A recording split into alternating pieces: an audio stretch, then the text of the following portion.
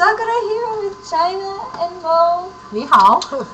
And today we are going to be reading Cupcakes by Sergeant Sprinkles. Love you, Sergeant Sprinkles. The World Frizz Party Clown. I'm not really a fan of My Little Pony, but I just want to look at this. Okay. Warning, this fanfiction is incredibly gory and may ruin your appreciation of a certain My Little Pony character as well as a particular baked goods. AKA, Pinkie Pie and Cupcakes. Read at your own risk. As Guy Sensei would say, and I can't believe I'm saying this, let the power of youth explode! I don't get your sensei, Aru. He's not even my sensei. Okay. Anyways. Just keep going. The air was warm, the sun was shining, and every pony in Ponyville was having a glorious day. The town square was bustling and crowded with busy ponies filling the streets. Wow. Words. I failed. Words. All the pony folks seemed to have somewhere specific to be. All except Rainbow Dash. Her place was in the sky. She tore freely through the air, speeding one way and the next, buzzing treetops and racing the wind. The blue Pegasus swooped over a schoolyard, much to the delight of the children. Should say fillies. Doesn't matter. Yeah. Just keep going. Then climbed several hundred feet and dove, streaking downwards as fast as she could. Seconds before hitting the ground, her wings flew open and she pulled up back into the clear blue. Rainbow Dash felt alive. Somebody take the next paragraph. Okay. Suddenly, Dash remembered... Shut up. Suddenly, Dash remembered that she had somewhere to be. She was supposed to meet with Pinkie Pie in 5 minutes. Dash had gotten so caught up in her exercise that she nearly forgotten that Pinkie has asked her to meet at her sugar cube corner at 3. Okay. Pinkie Pie hadn't said why or what they'd be doing, but Dash knew that with Pinkie it would be anything. Dash wasn't sure if she really wanted to go, though. She was so engaged with her stunt that she thought about blowing Pinkie off to continue flying. But Dash's conscience got the better of her. She knew that it would hurt Pinkie Pie's feelings after all. Pinkie had said it was going to be something special just for the two of them. Dash considered it and thought, why not? What did she have to lose? Heck, it might be more pranking. Yeah, right. Pinkie might have found a bunch more fun stuff to pull on folks, and they'd had so much fun the last time. Dash kicked into overdrive to make up for the lost time and sped to her appointment. Mo. When Dash walked into the store, she was immediately greeted by her host, who was bouncing in excitement. Yay, you're here! I've been waiting all day, she said, the jumping pony. My turn? Wrong. Sorry if I'm a little late, Pinkie. I was doing my afternoon exercises and lost track of time. Dash apologized. Pinkie giggled and responded in a gleefully reassuring tone. Oh, that's okay. You're here now. What's a few more minutes? I've been so excited thinking about all fun stuff we're gonna do. I haven't stopped bouncing since I woke up. I mean, I almost forgot to breathe. I've been so happy. I don't know what I just did there. Dash gave a slightly uncomfortable laugh. She'd always appreciated Pinkie's friendly, outgoing way of life, but Pinkie's overabundant enthusiasm almost creeped her out. Dash maintained a polite expression, however. If Pinkie was this worked up, whatever she had planned must be good. Okay. So, are you ready to get started, Rainbow Dash? I've got everything all ready, the pink pony said. Dash psyched herself up. You betcha, Pinkie. So, what do you got planned? We gonna prank somebody? I got a couple of good ones I've been thinking about. Or maybe you've got some stunts you think I should try? Or perhaps... Baking cupcakes! Don't you dare. No one say anything. Baking? Dash was disappointed. Pinkie, you know I'm not good at baking. I remember last time. Yes. Oh. I was like... Oh, that's not a problem at all. I only need your help making them. I'll be doing most of the work, Pinkie explained. Dash thought about it for a second. Well, alright, I guess that's okay. What exactly do you need me to do? That's the spirit. Here you go. Pinkie handed Dash a cupcake. Dash was puzzled. I thought I was helping you bake. You will be. I made this one just for you before you got here. So is this like taste testing or something? Sorta, Pinkie said. Dash shrugged and popped the pastry in her mouth. She chewed a bit and swallowed. Not bad. Okay, now what? Dash asked. Now, Pinkie informed her, you take a nap. Puzzled, Puzzled, Dash opened her mouth, but felt instantly lightheaded. A wave of dizziness washed over her. The world spun, and seconds later, collapsed to the floor. Hannah, are you okay? Okay. Don't worry, nothing happened to her. Okay. When Dash regained consciousness, she found herself in a dark room. She tried to shake her head, but found that a taut leather strap held it firmly in place. She struggled to move, but braces around her chest and limbs glued her to a rack formed from a series of sturdy planks, which spread her legs wide apart. Oh yeah, sexy. Sexy sex time. Yeah, not now, Mo. Aww. Dash's wings were the only part of her not tied down, and they fluttered frantically while she struggled to escape.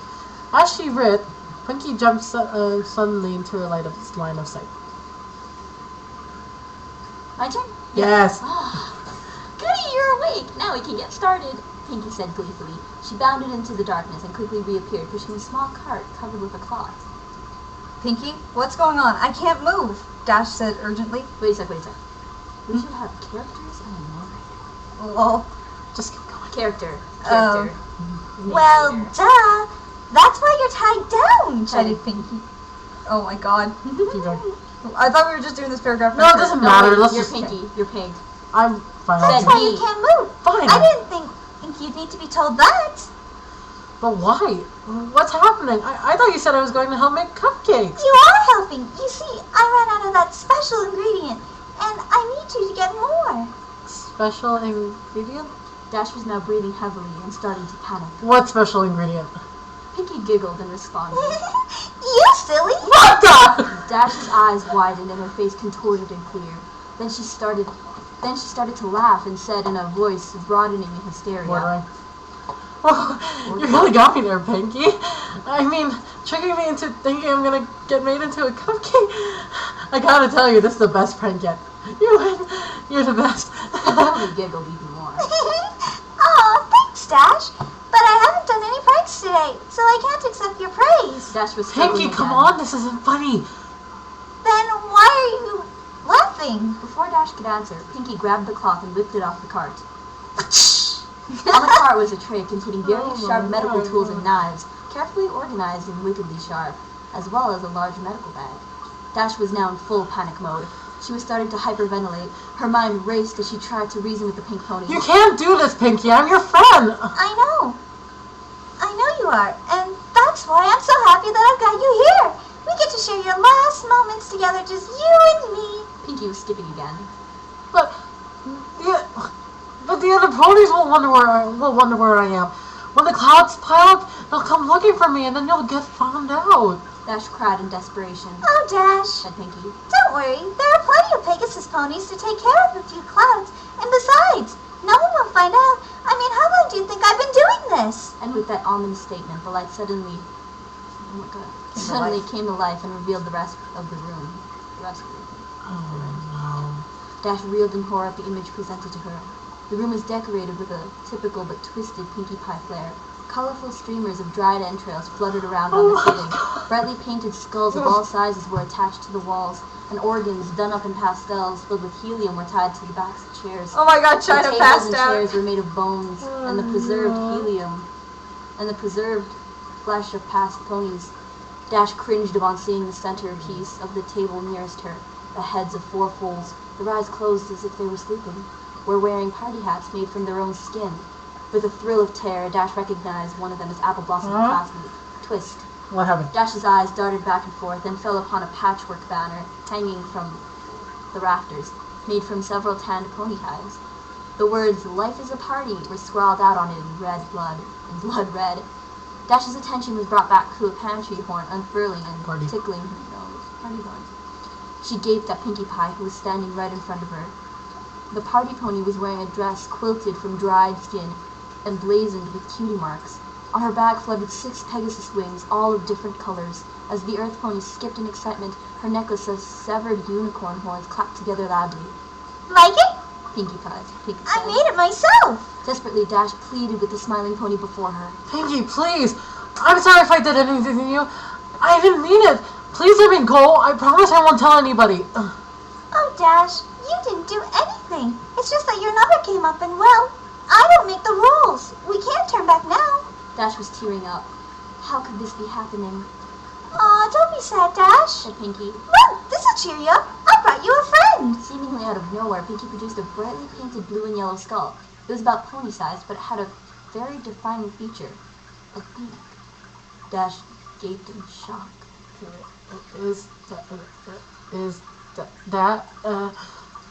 Hey, Dash, let's hang out together. These ponies are lame-os. Dweebs. Pinkie mimicked. I caught her right before she left town. Remember when I left the party for about 20 minutes? That wasn't enough time to play with her, of course. I had to wait until after the party to do that, but boy, am I glad I did. It was worth it for the flavor alone. Griffins taste like two animals at once. It's amazing. I know she didn't have a number like everybody else in Ponyville, but when was I ever going to get another chance to try Griffin? I probably should have asked her where she came from, so I could have gotten more, but I forgot. I'll tell you what, though. She was quite the fighter. She lasted a long time, which was a lot of fun for me. I got a chance to play with somebody other than a pony and try new things. It's too bad she had to be such a meanie mouth. She said so much bad stuff, I just had to take her tongue out. You know, bad language makes for bad feelings, Rainbow Dash. Dash didn't have anything to say. She just sobbed and writhed in her tight bonds. Well, said Pinkie with an air of finality. That's enough reminiscing. It's time to begin! Putting down Gilda's skull, the pink pony gripped the scalpel in the left of her hoof and walked over to Dash's right flank. Without any flair, Pinkie placed the blade an inch above Dash's cutie mark and began a circular cut around it. Dash shouted in pain and tried desperately to pull away, but the braces held her still. Finishing the incision, Pinkie grabbed a curved, skinning knife from the tray, screwing up her face in concentration. She worked it under Dash's skin and sliced the hide away from the muscle. Dash ground her teeth as she tearfully watched her flesh peel off. Pinkie then moved to the other side and repeated the process on Dash's left flank. Once she had finished, Pinkie held up both cutie marks in front of her friend and started waving them like pom-poms. Dash just whimpered. Her thighs burned like nothing she had felt before. Placing the ragged patches of skin down, Pinkie selected a large butcher knife and walked behind the blue Pegasus. Hope you don't mind. I think I'm gonna wing it now. Pinkie laughed. She grabbed Dash's left wing in her mouth and played with it for a few seconds, yanking it back so sharp the pain reignited the fire in Dash's flanks. Then, stretching the wing out, Pinkie brought the blade down hard at the base. Instantly, Dash screamed and thrashed her appendage. The movement threw off Pinkie's aim. She tried to hit the mark again but missed, and carved a huge slice into Dash's back.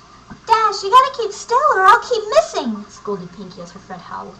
Pinkie took another whack and hit her target. She swung again and again. Blood sprayed into the air, but Pinkie realized she wasn't getting anywhere.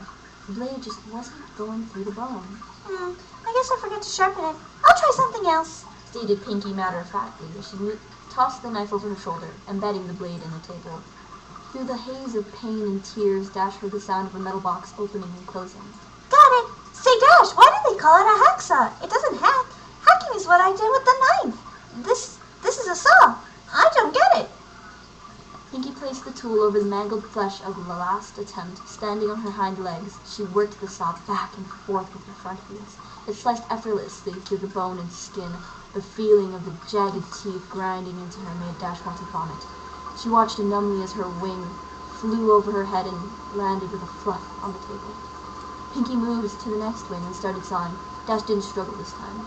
She'd given up trying to fight and focused on choking back screams of agony. Abruptly, the sawing paused.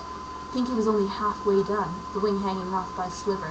Okay, I think we're going to stop here. We'll continue in part 2. Right. Thank you really for... starting to get bloody. I know. See you in part 2. Well, you just ended it. Yeah. Oh, no. See you in part 2. Bye-bye. Bye.